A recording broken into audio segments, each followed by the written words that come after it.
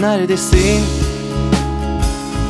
Ah canım benim, özledim ve çok garipsedim duygular. Kopar da kopmasın arzular, yanar da yanmasın. Neredesin? Ah canım benim, özledim ve çok garipsedim duygular. Kopar da kopmasın arzular, yanar da yanmasın.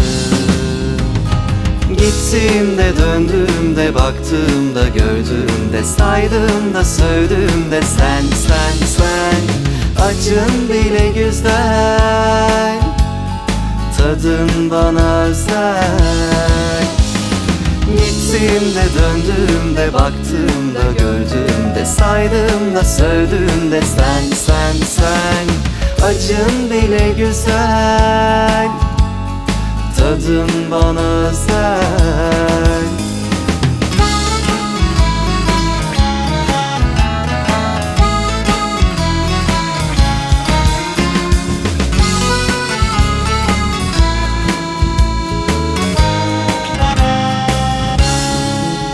Unuttum,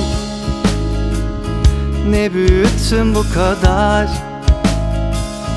Varsın söylesin şarkılar, susar da susmasın anılar, bize yük olmasın. Unuttum, ne büyüttüm bu kadar. Varsın söylesin şarkılar, susar da susmasın anılar, bize yük olmasın. Gittiğimde döndüğümde, baktığımda gördüğümde, saydığımda sövdüğümde sen sen sen. Acın bile güzel, tadın bana özel. Gittiğimde döndüğümde, baktığımda gördüğümde, saydığımda sövdüğümde sen sen sen. Acın bile güzel, tadın bana özel. Aşıklara ne zor gelir, dikeni batsın gülüm denir. Bırak tadını çıkaralım, bir nefes soğuyunca halledilir.